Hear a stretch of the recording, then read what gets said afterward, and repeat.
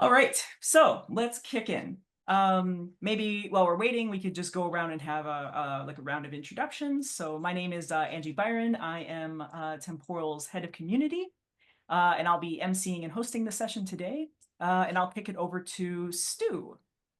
Hey y'all, I'm Stu. I work on the Temporal marketing team. I'm spending a lot of my time thinking about upcoming replay, the speaking sessions that we have, helping speakers. So I'm here to hopefully meet some potential new speakers for our upcoming event at Replay. Excellent. And how about Nick? Yeah, hi. My name is Nick Esposito. I'm here, staff engineer at Block and Cash App, and a previous replay speaker. Myself and my team are responsible for the growth of Temporal at all of Block. And yeah, happy to be here today. And I guess that's I'll throw it over to Tom. Yeah, hey, I'm Tom Wheeler, principal curriculum developer and developer advocate here at Temporal.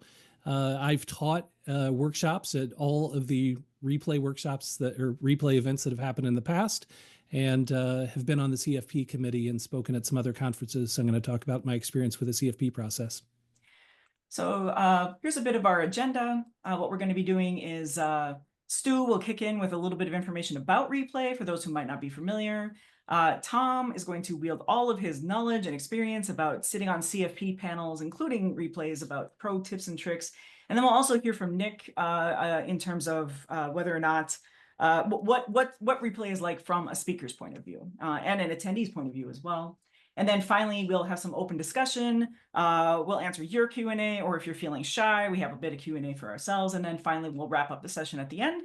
And this session will be recorded and will be available on our YouTube, and also a write-up will be available in our community forum. So let's kick into it. Stu, what would you like to talk about? Yeah, so I want to first make sure the folks here understand what replay is, and then we'll get into a little bit about we've had this thing called the CFP, or the call for proposal process.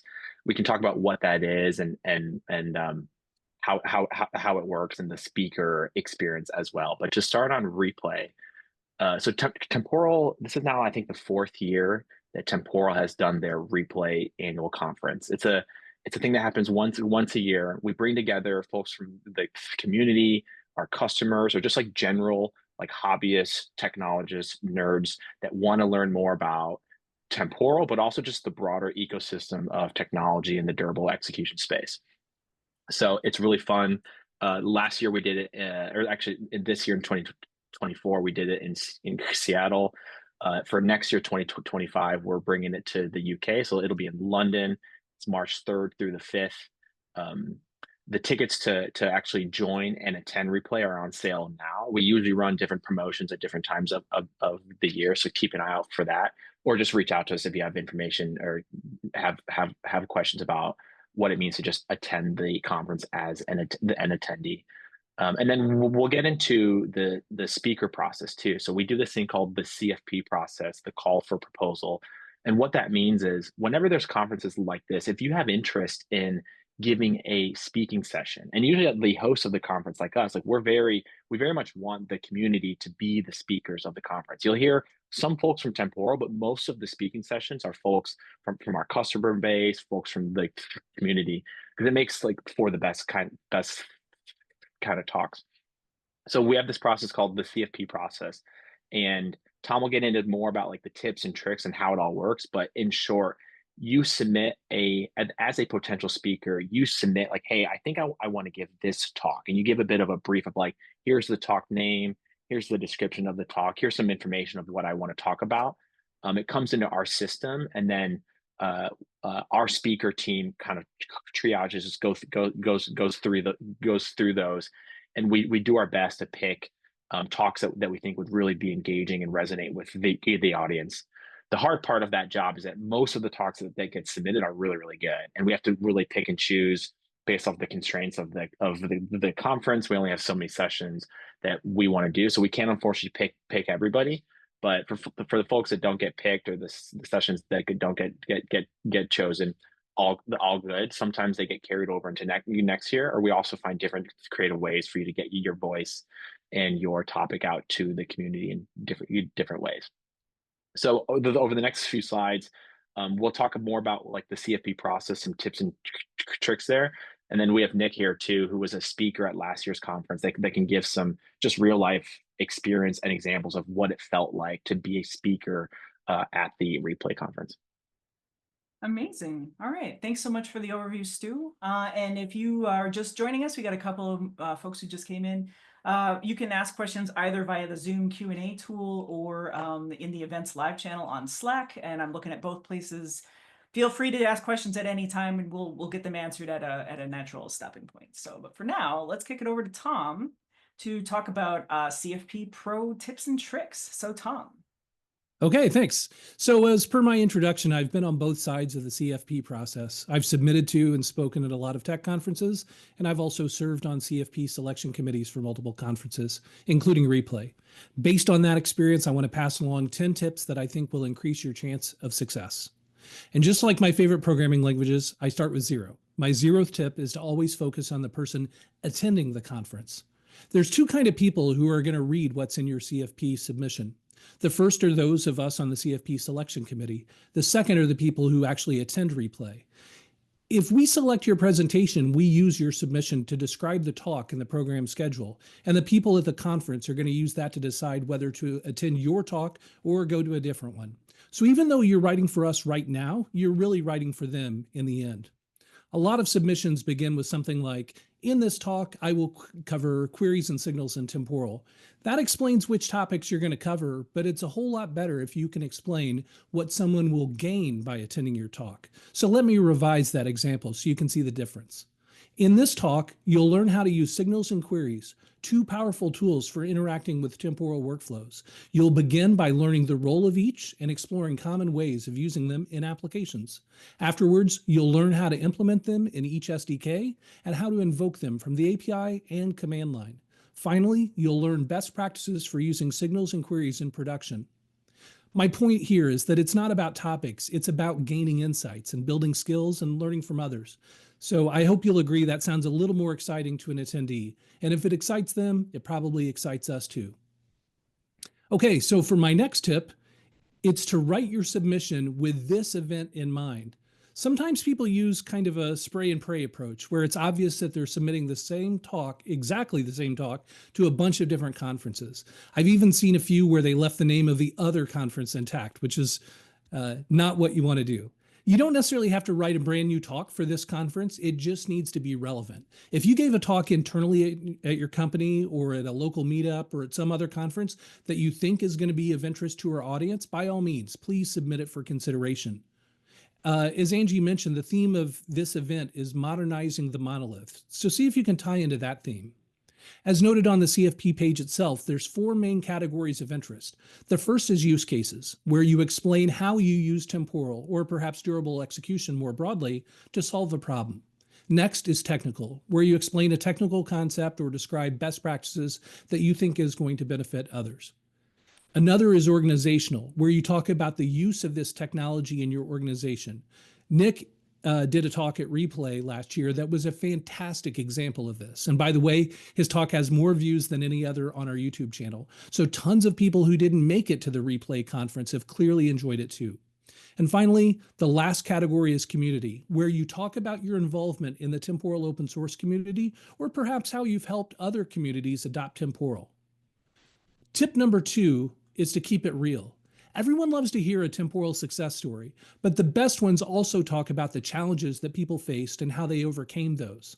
If you've experienced success using temporal, then you have an opportunity to be a trusted guide and help others avoid the same mistakes so they can achieve success even faster.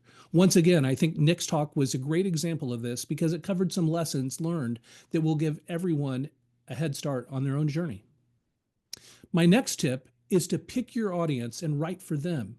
Before you start writing your talk, you should identify who you're trying to reach. What's their job role? How much experience do they have? What do they have in common? Once you identify exactly who you're talking to, it becomes a whole lot easier to reach them because you can build on what they already know and focus on the things that they care about. To make an analogy, the way you explain technology to an engineer is different from how you explain it to an executive. Each group has a different point of reference and different considerations for evaluating it. That's a nice segue into tip 4, which is to make it relatable. Part of what makes replay interesting is that you have people from very different backgrounds who all come together because they're interested in the same technology. A lot of use cases transcend different industries. And even when people don't have job experience with a particular area, they may have life experience with it. One of my favorite talks of all time, not just replay talks, but all time tech talks, was at our first replay conference, where Matt McDowell from Yum Brands explained how KFC restaurants use Temporal. Now, Matt was probably the only person in the entire audience coming from the restaurant industry, but his talk was a huge hit because he made it relatable. He took us behind the scenes of their order processing system, something that probably a lot of people in the audience had experience with, but never thought about how it was implemented. And although it appeared to be a talk about processing orders for chicken, it was actually a talk about the scalability and reliability problems that led them to Temporal, the process of doing a proof of concept to verify whether Temporal would solve those problems, and what they learned along the way. Many in the audience had faced scalability and reliability problems on their own. Many have also probably gone through a proof of concept with Temporal, or they were at the conference because they were thinking about doing that and they wanted to learn from people who already had. So that was definitely a relatable talk and a great example to study. Tip number 5 is to have a vision and express it clearly. Sometimes we get submissions that are, well, a little wishy-washy. They'll say something like, I could talk about this, or if you prefer, maybe I could talk about that instead. These people probably think they're giving us flexibility, and that's a plus in their eyes, but in reality, we're sifting through hundreds of submissions, and we don't have time for back and forth, especially towards the end of the CFP process. It's up to you as a submitter to decide what your talk will be, convince us that you've thought it through, and then describe it with clarity and precision. The next tip is to work backwards from that vision. You know the meme about how to draw an owl? Well, if you visualize the end result and work backwards, you'll know where you're going and what success looks like when you get there. This ties together a few earlier tips. Once you've chosen your target audience and your goal, identify a few key points that you want to make, and then build everything else around that.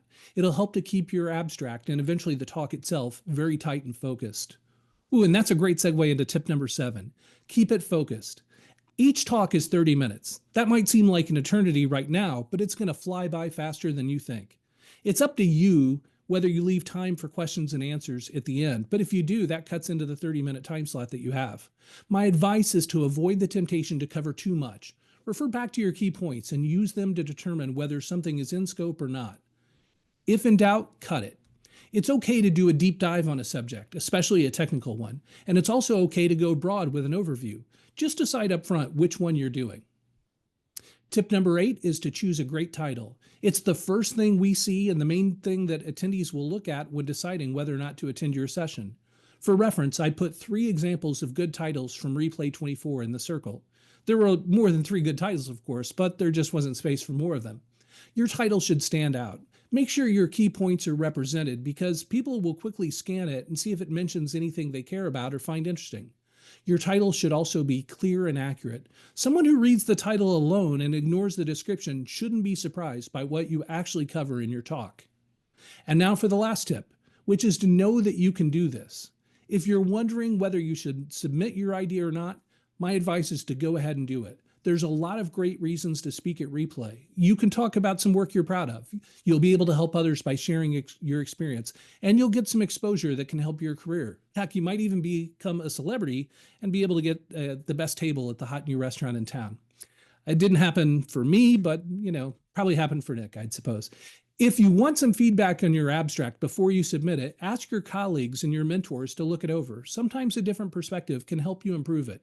And finally, sometimes people have a few different ideas, but they're not sure which one is best. It's not a problem. It's okay to submit a few submissions and then let us decide which we like best. So that's it. Tom's top 10 tips for Temporal Talks. Thanks for your time. And next up, you'll get to hear from Nick Esposito, staff software engineer from Block and Cash App, who really nailed all of these things and delivered an exceptional talk at Replay 24. Amazing, Tom. Wow. All right. So let's turn it over to Nick. Yeah, thank you so much. I didn't expect so many kind words along the way. I really appreciate that.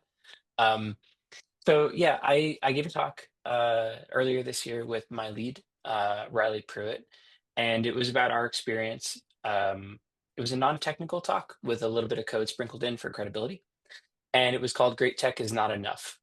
And we didn't really know we didn't know fully what to expect because um, at Block and at Cache, we typically are using Temporal for the most important things you can come up with. Every question we answer tends to be really, really intense. So the main thing I was surprised by was a lot of the folks were really new to the journey of using Temporal and were just kind of excited about the technology. And our talk in particular really hit for folks who maybe got approval to use it in one corner and they were trying to figure out how to evangelize that and get wider.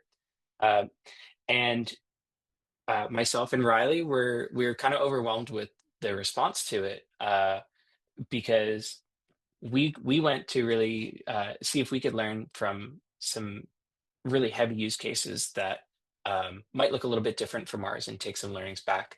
And yeah, we just didn't really expect so many folks to be having that same sort of problem that we were talking about in our talk and growing it. We had a great time talking with all the other speakers as well, made some connections that I continue to follow up with, to this day. And I think folks that I'll talk to for a long time. And we also got a lot of extra time with our friends at Temporal to dig into the stuff that was important to us and, hear about things coming up in the future that might make a big difference for us. And just that little bit of extra time that wasn't tied to like a 30-minute Zoom call uh, was extremely valuable.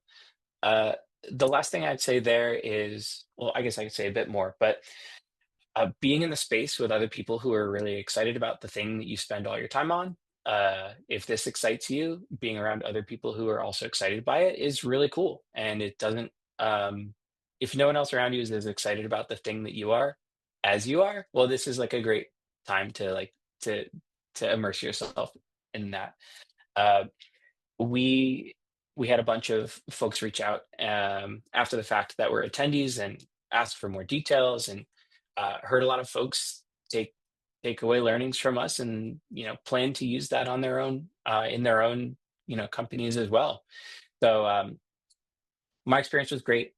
We'd really interacted mostly uh, through like the official work channels with Temporal before, but Replay caused me to join the Temporal community Slack and get more engaged with everybody else around there. Trying not to spend too much time, answering all the questions and stuff like that. Uh, but yeah, it kind of brought us closer to the broader community, and it's one of the reasons that I'm here. Is that was sort of the beginning of us kind of reaching outwards from our required job duties and kind of getting deeper into how everybody else is using it. So I think that about covers it. We had a great time. We definitely plan to try and give another talk at some point in the future. We're not exactly sure with budgets and stuff yet for right now, but we plan to use Replay as a way to get our group together in the future as well. Yeah, and I think that kind of more or less covers our experience there. Yeah. That's amazing, Nick. Thank you so much. And I'm really glad to hear that you had such a good experience. And you covered a bunch of stuff I would not even have thought to cover, like the fact that, normally your interaction with Temporal might be these 30-minute Zoom calls, but here you get to like sit down and have lunch with the person that wrote the SDK that, or whatever, like that kind of thing is a really compelling thing as Yeah, well. it's definitely true that I would say all attendees get a lot of just like time with the Temporal team. The founders are there, the executives, like the people who built the product are actually there. So it's a good chance to just talk to them and ask questions. The speakers probably get a little bit of a little bit more of that. Just like um, we try to take care of the speakers at Temporal. They get access to like all of our team, both before, during, and after the event. But regardless if you're an attendee or speaker, it's just a great time to just like have conversations with not only the Temporal team but like with other folks that are like dealing with the same things, the same issues, excited about the same things, and get to talk about it. Nick, not to put you on the spot, but since you are the only person on this panel not working for Temporal, I'm just curious, you know, when you go in to attend replay and you're looking at all the sessions and you're trying to make a decision on what to attend and what not to attend, you know, Tom noted that making it about the attendees is a really important part of submitting a good CFP. So what is your representative like when you're looking at that and trying to make the decision on which of the 3 or 4 sessions in that time slot to go to? You know, what are some things that you look for as an attendee? Yeah, for myself, I think that um, I'm a people person who happens to work on computers. So other talks about how people are approaching the problem space are always gonna get a bunch of my attention. A really catchy title is hard to avoid. You're gonna want to see what that person is talking about, and then I tend to look for um, pain points, stuff that I do anticipate needing, taking up a bunch of my time in the future. If somebody's kind of navigated that already, that would be the last specific angle that I'd be looking for. Um, yeah, I think the mix of the solving how people solve really hard problems, the Yum Brands talk in particular comes to mind there. Um, that's the sort of thing that remains valuable and you put in the bank and you're going to need that someday. So I make sure to leave some room for that. That's awesome. All right. So now we are officially transitioning to the open Q&A part. So just to remind the folks on the call, if you have questions, you can ask them either in the Zoom or in Events Live, or send me a carrier pigeon, whatever works for you. But in the meantime, I'm just going to ask a couple of questions, which is, you know, one, I want to submit a CFP, but I'm a little new to Temporal and I'm not sure like how nervous I should be. Like, is this like, am I talking to hundreds of people? Am I talking to dozens of people? Like, what's the crowd like? Are they kind of like gonna scrutinize my every slide? Like, you know, what kinds of things should I expect if, you know, when it's submitting CFP, let's say I submit a great one because I followed all of Tom's tips and it gets selected. Now what? Yeah, Tom. I can definitely speak to part of that. I think the key thing to keep in mind is that we want you to be successful. I mean, public speaking is a common fear that people have. It's you feel vulnerable and exposed when you're up on stage in front of a bunch of people. It's natural to feel that way. But the thing to keep on in mind is that all of those people in the audience want you to succeed. They want to learn something. They're there because they're interested in what you have to say. So just keeping that top of mind will really help you get through that. And the other thing is, you know, there's different room sizes, and as the committee picks things, we try to gauge interest in a particular talk and size the audience for the room. The replay attendees, there's people who are engineers. I would say that's the dominant role there, software architects, engineering managers, and then smaller groups of people in other roles. Some of these are going to be deeply technical and others less so. Some are going to be new to Temporal, and some are going to be people who have years of experience using it in production. So we're trying to build a conference that satisfies the needs of all those different people. And so we choose a variety and a diversity of topics, to be able to build something that all of these people are going to get a lot of value out of attending. And so, we'll pick the room according to like the size that we think that audience will be. So in some cases, that's going to be, you'll be in the big room speaking to a lot of people. In other cases, it's going to be a smaller and more intimate room. Awesome. One other question that we've received is, like I'm from North America, maybe, or somewhere that's not London. And, Nick mentioned budgets, stuff like that. If I submit a talk to replay and it gets accepted, what can be kind of expected on that end of things? And maybe that's a question for you, Stu. Yeah. So to attend replay as an attendee, you buy a ticket. You can go to our site to kind of look at the current pricing or promos that we have going for that. For speakers that come in, a couple things happen. One, we comp your tickets, like you attend as an attendee and a speaker. No need to buy a attendee ticket to the conference. We expect speakers to fund their travel T&E to travel to the event, inclusive of airfare, hotel, and just like all the travel there. What we've seen work really well for speakers are most organizations or many organizations are very supportive of this type of work. So if you have questions like, is this something that my company will pay for? Certainly go talk to your manager or HR. Like they're very often very helpful to kind of work through those budget conversations. Many organizations have a learning budget, that employees get to use. So if you haven't used up yours, or if you have access to one for this year or for next year, that could be a good option. And then, frankly, if you're just having trouble thinking about the cost, thinking about the travel, but you really, really want to speak, reach out to us. Sometimes there's things that we can do to help make that easier for you, and you make it happen. That's awesome. All right, I'm not seeing any more questions in the channel. So you still have time to ask, but maybe one to kind of wrap things up in case that doesn't happen. So all four of us attended Replay this last time in September, and I'm curious, like, just to go around the room, like, what was the coolest talk that you saw that you liked the most? Nick, obviously it was your own talk. I'm just kidding. It's just like, so Nick, why don't you go first? Which one was your favorite? Yeah, this is actually, like I said, I love the non-tech talks or the less technical talks. But the way that my team was situated inside of Cache and Block, my sister team owned Kafka. And there was a great talk from the folks at Nordstrom about how they, I think it was from migrating or upgrading their Kafka clusters with tons and tons of usage. Using Temporal, and they built this really cool UI on top of it. And it's a problem that we were actually in the middle of working. Like I was watching people solve that problem with a lot less cool tooling. So that one, I had no idea that I'd see something so relevant to like what I was doing that wasn't like my day job. So that was extremely cool talk. I was a huge fan. Yeah, that would be my one.